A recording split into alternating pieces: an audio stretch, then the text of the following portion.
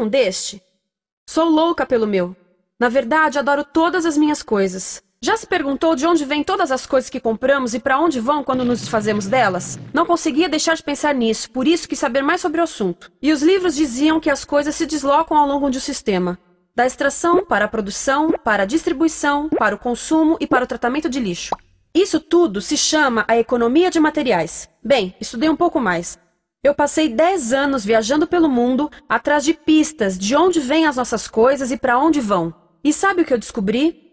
Esta não é toda a história. Falta muita coisa nessa explicação. Em primeiro lugar, neste sistema parece que está tudo bem, sem problemas. Mas, na verdade, é um sistema em crise, porque trata-se de um sistema linear. E nós vivemos num planeta finito. E não se pode gerir um sistema linear num planeta finito, indefinidamente. Em todas as suas etapas, este sistema interage com o mundo real. A vida real não acontece numa página em branco. Interage com sociedades, culturas, economias, o ambiente. E durante as etapas, a vida vai se chocando contra seus limites. Limites que aqui não vemos porque o diagrama está incompleto.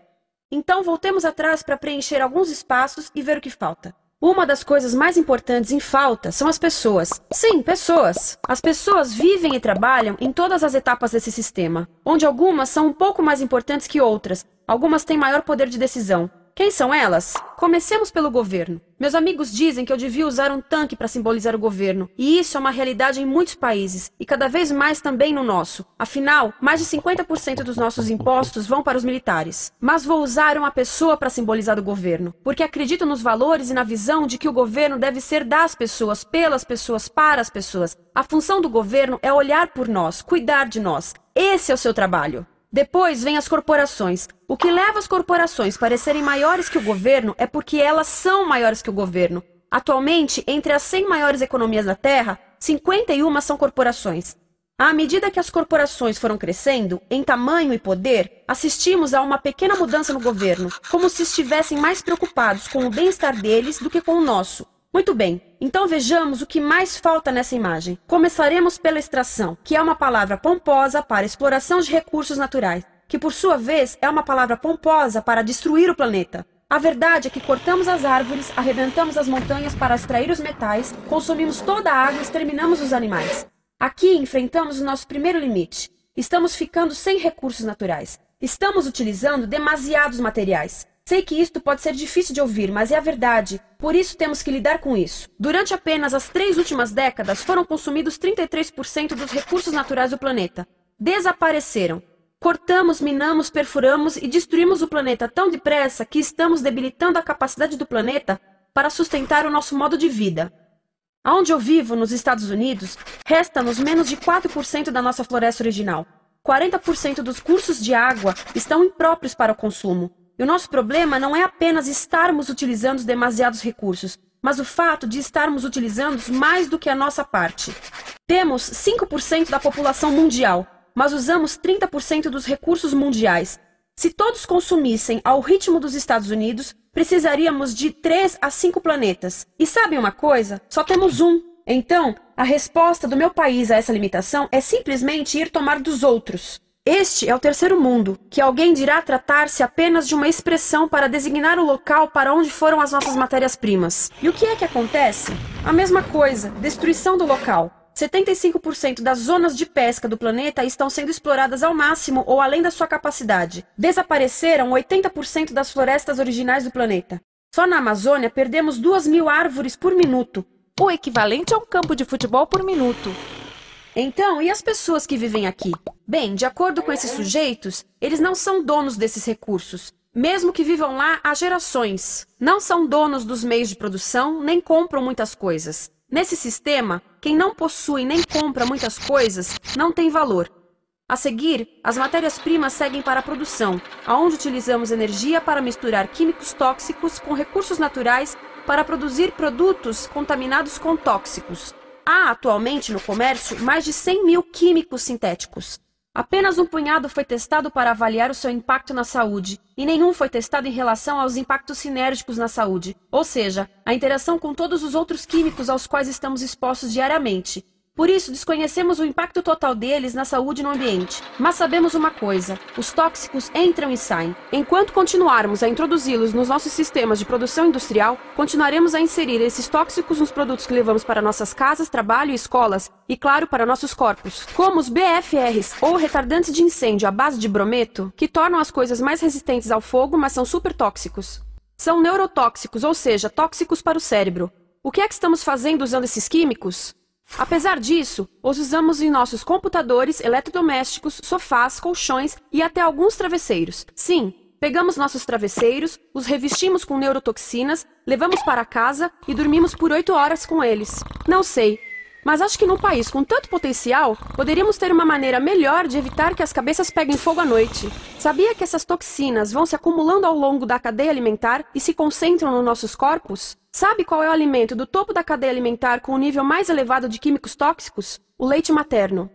Isto significa que os menores membros das nossas sociedades, os nossos bebês, recebem as maiores doses de químicos tóxicos das suas vidas a partir do leite das suas mães. Não acha que é uma incrível violação? A amamentação deveria ser o mais importante ato humano de nutrição. Deveria ser algo sagrado e seguro.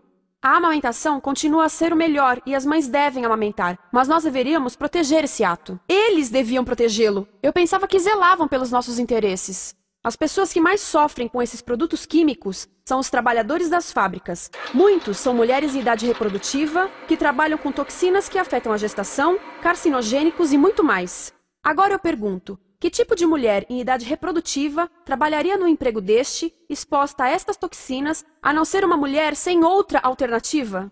Essa é uma das maravilhas desse sistema. A erosão dos ecossistemas e economias locais aqui garante um fluxo constante de pessoas sem alternativas. No mundo, há 200 mil pessoas por dia se deslocando de ambientes que as sustentaram ao longo de gerações para cidades, onde muitas vivem em bairros de lata, à procura de emprego, por mais tóxico que seja. Não só os recursos são desperdiçados ao longo desse sistema, mas também pessoas, comunidades inteiras são desfeitas. Sim, as toxinas entram e saem. Muitas delas saem das fábricas em produtos, e muitas mais saem como subprodutos ou poluição, e estamos falando de muita poluição. Nos Estados Unidos, as indústrias admitem liberar mais de 1.800.000 quilos de químicos tóxicos por ano. Deve ser muito mais, porque isso é o que eles admitem. Trata-se de outro limite, porque quem quer ver e respirar 1.800.000 quilos de químicos tóxicos por ano? Então o que eles fazem? Mudam as fábricas poluidoras para o estrangeiro, para poluir outros países. Mas, surpresa, grande parte dessa poluição volta para nós trazida pelo vento. E o que acontece depois de todos os recursos naturais serem transformados em produtos? Passam por aqui, para a distribuição, o que significa vender todo o lixo contaminado com toxinas o mais rápido possível.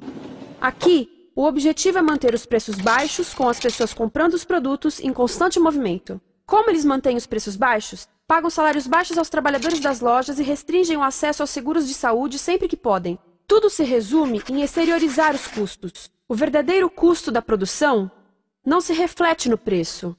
Em outras palavras, não pagamos aquilo que compramos. Outro dia estive pensando nisto. Ia a caminho do trabalho e queria ouvir as notícias. Por isso entrei numa loja para comprar um rádio. Encontrei um pequeno rádio verde engraçado que custava $4,99. Na fila do caixa pensei, como $4,99 podem refletir o custo da produção e transporte desse rádio até ele chegar nas minhas mãos? O metal deve ter sido extraído na África do Sul. O petróleo provavelmente do Iraque. O plástico produzido na China e talvez montado por uma criança de 15 anos numa fábrica do México. $4,99 não paga nem o aluguel do espaço ocupado na prateleira, nem parte do salário do empregado que me atendeu, ou as viagens de navio e caminhão que o rádio fez. Foi assim que eu percebi que eu não paguei o valor do rádio. Então, quem pagou? Estas pessoas pagaram com a perda do espaço dos seus recursos naturais. Estas pagaram com a perda do ar puro, com o aumento de doenças como asma e câncer. As crianças do Congo pagaram com o seu futuro, pois 30% delas abandonam a escola para trabalhar nas minas de coltan, um metal que usamos em aparelhos eletrônicos baratos e descartáveis. Estas pessoas pagaram por não ter direito ao seguro de saúde. Ao longo desse sistema, pessoas contribuíram para que eu comprasse o rádio por $4,99. Mas essas contribuições não são registradas por nenhum contabilista. É isto que eu quero dizer com exteriorizar o verdadeiro custo de produção. E isso nos leva à seta dourada do consumo. O coração do sistema, o motor que impulsiona. É tão importante proteger esta seta que se tornou prioridade daqueles dois sujeitos. É por isso que após o 11 de setembro, quando nosso país estava em choque, o presidente Bush poderia ter sugerido fazer luto, rezar, ter esperança, mas não, ele disse para fazermos compras. Compras!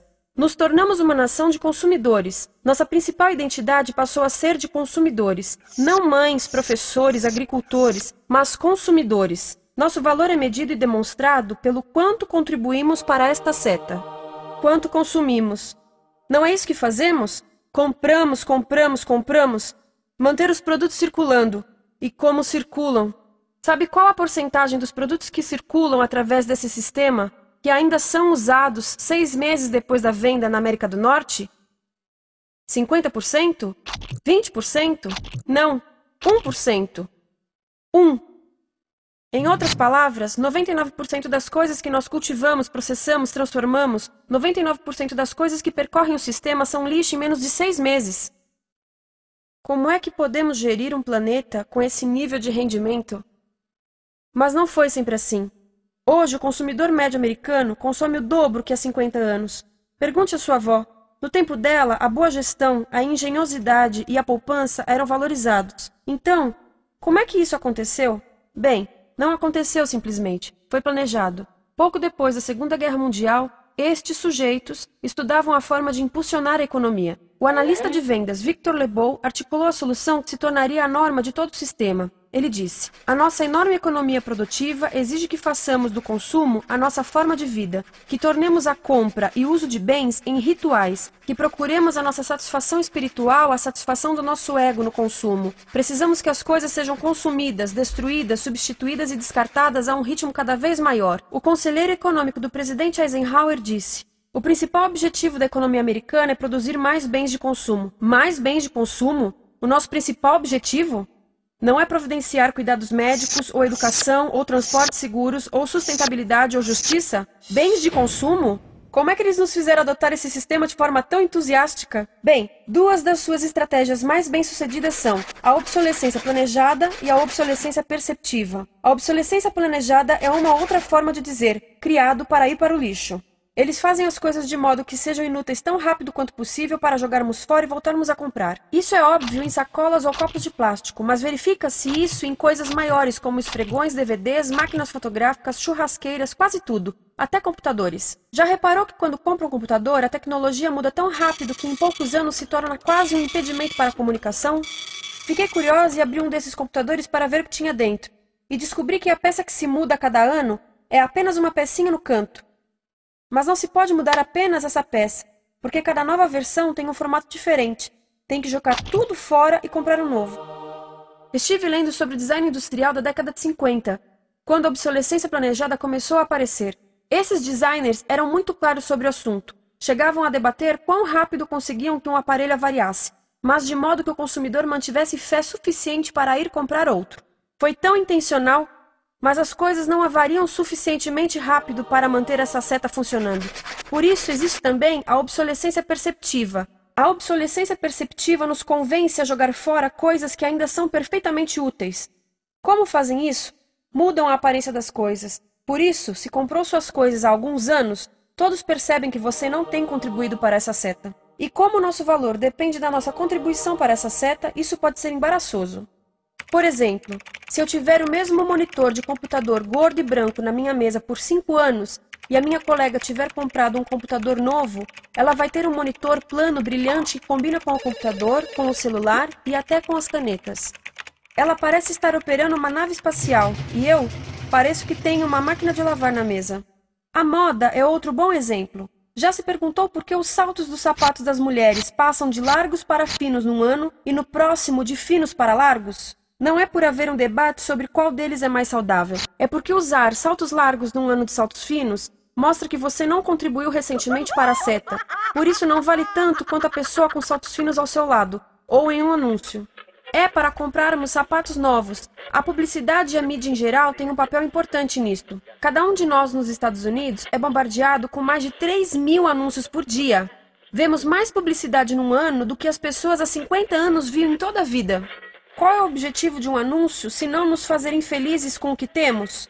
Por isso, nos dizem 3.000 vezes por dia que o nosso cabelo está errado, nossa pele, nossa roupa, nossos móveis, nossos carros, nós estamos errados. Mas tudo se resolve se formos às compras. A mídia também ajuda a esconder tudo isto e isto. Por isso, a única parte da economia que vemos são as compras. A extração, produção e envio para o lixo acontecem fora do nosso campo de visão. Por isso, nos Estados Unidos, temos mais coisas do que tivemos antes, mas pesquisas mostram nossa felicidade declinando. Nossa felicidade teve seu pico na década de 50, a mesma época em que a febre consumista explodiu. Coincidência interessante. Acho que sei o porquê. Temos mais coisas, porém menos tempo para o que realmente nos faz felizes. Amigos, família, tempo livre. Estamos trabalhando mais do que nunca. Analistas dizem que não temos tão pouco tempo livre desde a sociedade feudal. E sabem quais são as duas atividades que mais fazemos no pouco tempo livre que temos?